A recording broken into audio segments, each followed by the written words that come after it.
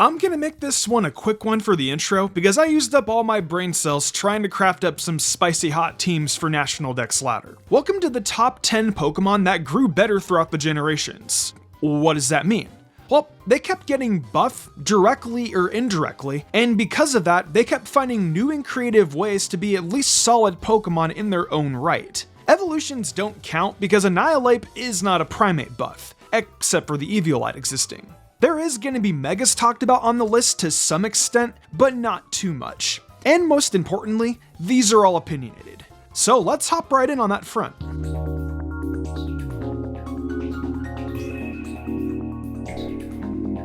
Now, one could argue that the current best ones are Pelipper, Torkoal, Alolan Ninetales, and either Tyranitar or Hippowdon respectively. Well, I guess T-Tar was ability-less until Gen 3, and Hippo was Gen 4, but that is semantics. What matters is mostly the ones that were given the abilities later on, because they actually just changed the game. Politoed and Ninetales being given Drought and Drizzle actually caused the entire climate of Gen 5 OU to change drastically. And then in Generation 7, when Pelipper, Torkoal, Gigalith, and Alolan Ninetales joined the club, they also managed to find their own ways to change the game. I won't talk about them all individually because that's way too long. But if not for some of the Pokemon I just mentioned, Tyranitar Sand would still be one of the only weathers we see nowadays. These Pokemon deserve to be mentioned because the sheer buffs they got were so absurd that it outright affected team building to this very day. While not every walking wake has a Torkoal behind it, the most threatening walking wakes always do. Dugtrio was one of those Pokemon that didn't get buffed too much, but the buffs it did get were insane. Arena Trap is Arena Trap, and Dugtrio was around for a decent bit on that alone. From Generation 3 all the way to 6, despite having an 80 base attack stat, it was still one of the most threatening possible Pokemon to run into, because if it came in correctly, there was a high chance that you were losing a Pokemon. And then in Generation 7 and onwards, it started to don a base 100 attack stat, which made it even more threatening. This, along with its move pool expanding thanks to stuff like Sucker Punch, so it had priority to pick off a faster threat. And don't even get me started on Z moves back in Generation 7. Its ability to use Z moves to pick off certain threats that otherwise could stave it off made it absolutely nightmarish. While the buffs it received were very few, the ones that it did get that I can think of off the top of my head are absolutely insane. There's a reason that in competitive singles, Arena Trap had to be outright banned. Once it got banned in one tier, every single tier started to look in the Dugtrio's effect on the game, and all agreed to ban it except for Generation 3, where Dugtrio is allowed due to the fact that it's not as easy to bring in and is easier to take advantage of.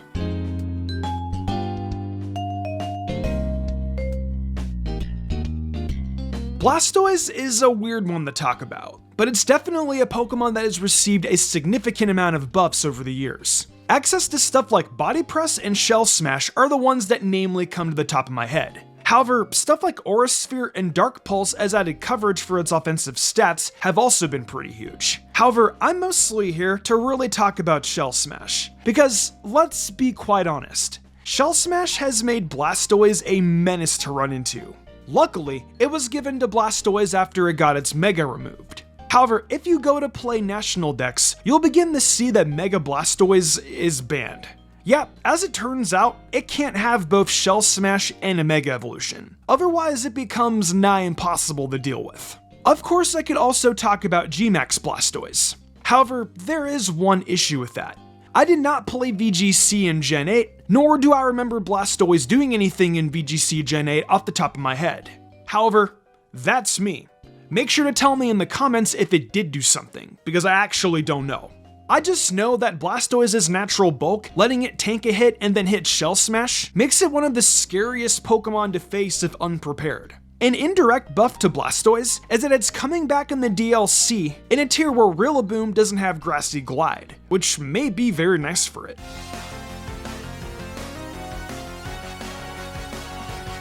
I've talked about Glade before in the Strongest Trait Evolutions video, so I'm gonna keep this incredibly brief if I can help it. So, as we all know, Sharpness goes crazy. Access to Night Slash, Leaf Blade, Aqua Cutter, Psycho Cut, and Sacred Sword definitely make the Choice Scarf set a pretty solid method of speed control. And also when they give it a Mega, it was a pretty solid choice. Now, with all that stuff out of the way, I want to go into the more niche stuff I don't think I covered when I last talked about it. So I've been on a bit of a Natdex grind as of like a little while ago. And I really like that Inner Focus and Scrappy got buffed to ignore Intimidate, because Mega Lopunny and Mega Glade, who both happen to don Triple Axle, became even better checks to land OT, as well as other Pokemon who rely on Intimidate for defense. So while Glade hasn't made a super impact on the meta, outside of Natdex RU, where the Mega is banned for being too tough to deal with, it has definitely gotten some really solid buffs that continue to make it a good team choice. Now, I know RUBL doesn't sound impressive since RU is National Dex's lowest tier, and you're right, but that's usage stats, and I think it has potential, and we've gone down this rabbit hole before.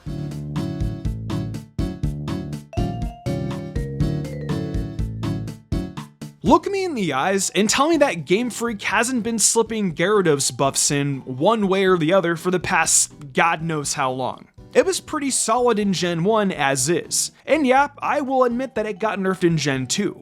But from Generation 3 onwards, Gyarados has always found something to do in one way or another. In Generation 3, it got Dragon Dance, and while it was no Salamence, it was still solid. In Generation 4, the physical special split finally let it use Water Stab, which it has craved for so long. Generation 5, it got Moxie, so now after it scores a KO, which it probably will if used correctly, one Dragon Dance in advance is all you're gonna need to win a match.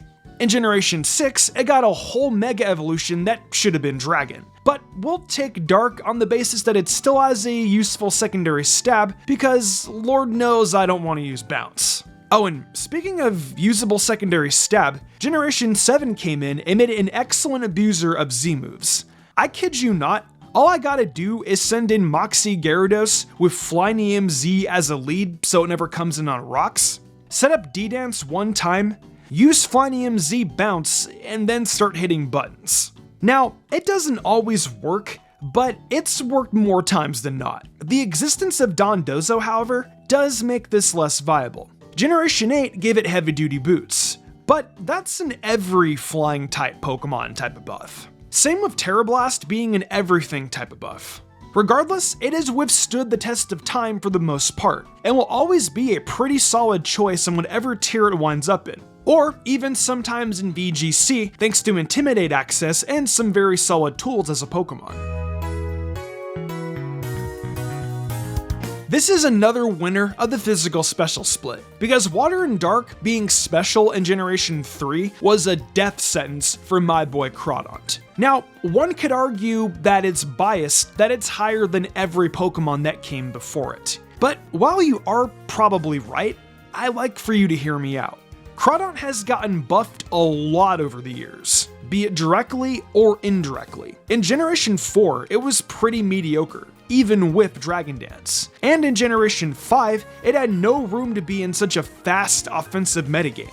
However, I believe in Generation 6, they went ahead and made Cradon one of the greatest wall breakers to ever roam the earth. The knockoff buff was so absolutely insane for it. Adaptability from Generation 5, plus this newly powered knockoff, made the move so utterly brutal to use that nothing could possibly help the switch in on it. Not only that, but Crabhammer was buffed from a base 90 to a base 100 power move, making Cradon even more effective at what it did. While it did wound up in UU in Generation 6, the fact that it made it in UU at all is an accomplishment given that this is the tier with stuff like Mega Beedrill, Hydreigon, Nidoking, and Sylveon in it. While it wasn't much of a Z-move user in Gen 7, to my knowledge, it managed to survive power creep and thrive in OU. And the same goes for Generation 8, where it managed to hold its own in UU. One could argue Gen 8 removing Megas and Z-moves and introducing heavy-duty boots, while indirect,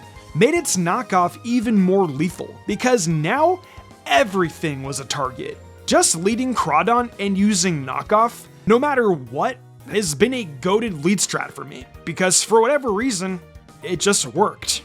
I love this mon, and it's only ever gotten better. Now, I know I put Porygon II on this list, like on purpose, right? So clearly I should have a decent bit to say about it with it being this high up. And on the contrary, I think that saying things about it by itself doesn't work.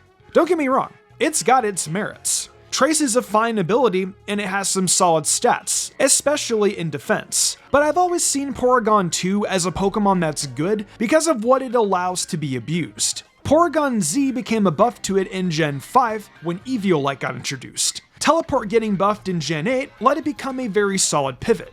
But I've always found it to be good because when it received the move Trick Room, it became one of the reasons why that was a strategy. Its bulk and access to recover lets it keep coming in and setting up Trick Room, which allows some very powerful threats to run rampant when they otherwise shouldn't be. As per usual, the best example will always be Melmetal, but Alolan Marowak is a good example too. It's good because it enables really strong Pokemon in my honest opinion. But hey, that's what support is supposed to do.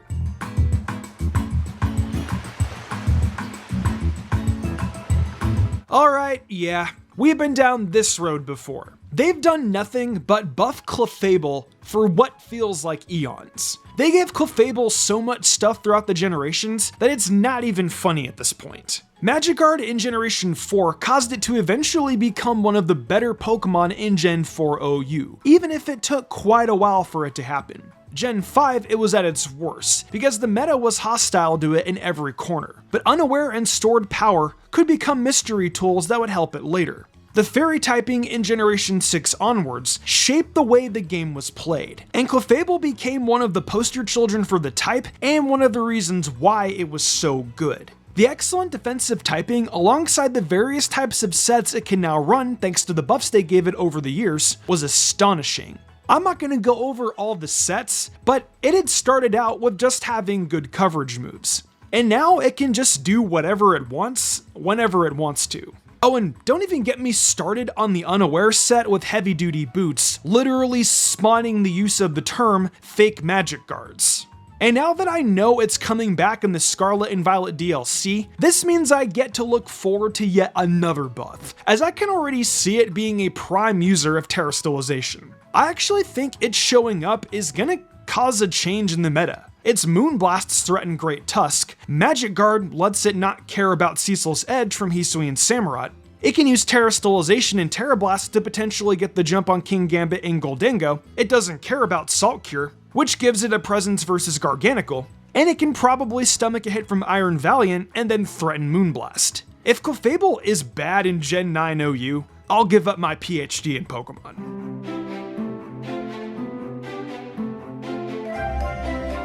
Oh my god. Volcarona, Volcarona, Volcarona.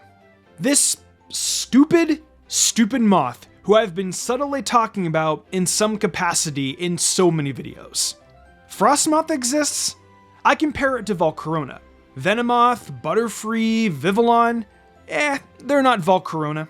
Volcarona has never been bad ever to my knowledge. I guess it was in UUBL for some of Generation 6, but that's its lowest point. Also, I call Volcarona stupid, not necessarily because I hate it, because I've had to bring it up several times. Volcarona is one of my favorite Generation 5 Pokemon, so don't come at me and say that I hate it because I don't. If UUBL is your low point, then you're great. Volcarona was a prime abuser of the gems in Generation 5 and played a hand in their band. Damn it. Volcarona was a prime abuser of the gems in Generation 5 and played a hand in their ban. While it wasn't as great in Generation 6 with the Megas, in Generation 7 it had felt like it was given new life in Z moves, thanks to them effectively acting as an enhanced gem and letting it blow through stuff that would normally check it. While not the greatest Dynamax Pokemon, Heavy Duty Boots existing might have become the greatest buff to it of all time. While it's always going to have them, that means that it completely ignores Stealth Rock, which was completely worth it. No more support was needed to bring in Volcarona. It could just come in. It traded off the power of Z moves and gems for actually getting to have full HP upon coming in. And when Generation 9 came out, Terastallization made it so broken and hard to deal with in singles that it had to be outright banned because it could Terra to beat its checks and was good at abusing so many Terras. The only reason why this Pokemon isn't number 1 on the list, when it probably should be, is because the Pokemon in the number 1 slot is a classic who happened to keep getting buffed in almost every generation since it came out. And eventually, it became great. Speaking of great, you know what this video and the number 1 have in common? The fact that you should like them both. Alright, that's my shameless like scheme. Let's get the number 1. Dragonite has always found new and creative ways to be buffed in every generation from my experience. Except maybe Gen 6. Don't believe me? Well, Gen 2 gave it actual Dragon Stab, which it much needed. Generation 3 gave it Dragon Dance, Generation 4 gave it a physical Dragon Stab for it to abuse, along with Priority and Extreme Speed. Generation 5 gave it Multiscale so it could take hits, so long as rocks never hit the field.